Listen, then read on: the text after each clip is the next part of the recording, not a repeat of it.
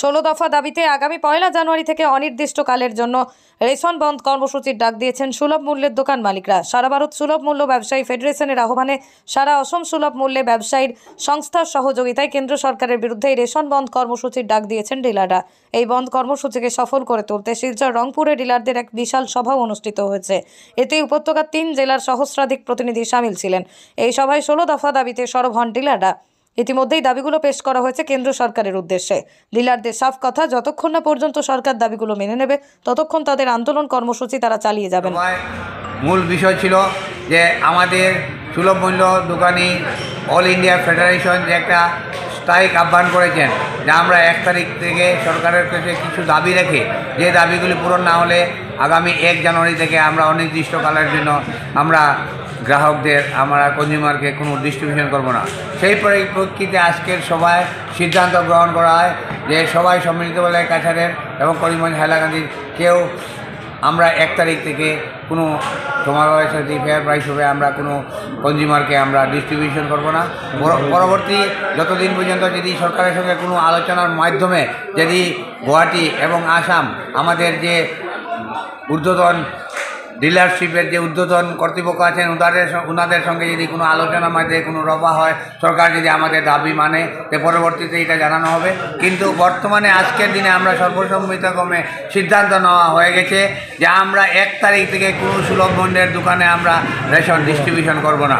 আপনার দাবি কি?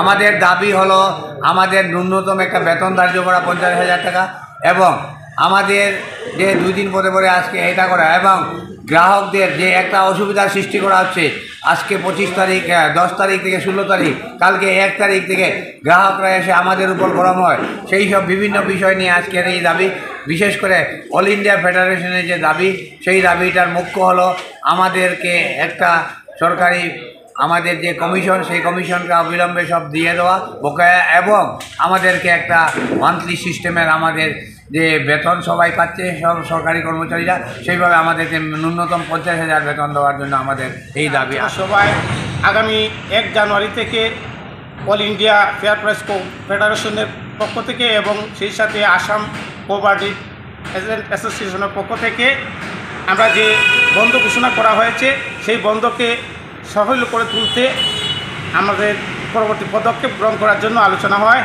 এই আলোচনায় আমরা বিশেষ করে কাছাড়ের কীভাবে এই পালিত করব সেই সম্বন্ধে আলোচনা করে সিদ্ধান্ত গ্রহণ করা হয়।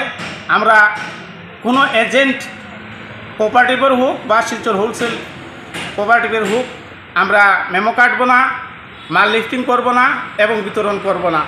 এবং সেই সাথে আমাদের সরকারের প্রতি দাবি আমাদের কমপক্ষে সরকারি 4র্থ শ্রেণীর কর্মচারী বেতনের সমমূল্য পরিমাণ বেতন দেওয়া হোক, আমাদের মেডিকেল ফ্যাসিলিটি দেওয়া হোক, আমাদের ভবিষ্যৎ নিশ্চয়তা দেওয়া হোক এবং এছাড়াও আমাদের আরও 16টি দাবি রয়েছে যেটা অল ইন্ডিয়া ফেয়ার প্রাইস ফেডারেশনের পক্ষ থেকে কেন্দ্রীয় সরকারের কাছে তুলে ধরা হয়েছে। তার সমর্থনে আমরা জোরদার আন্দোলন গড়ে তুলব এবং কাছাড়বাসীর সহযোগিতা কামনা করছি।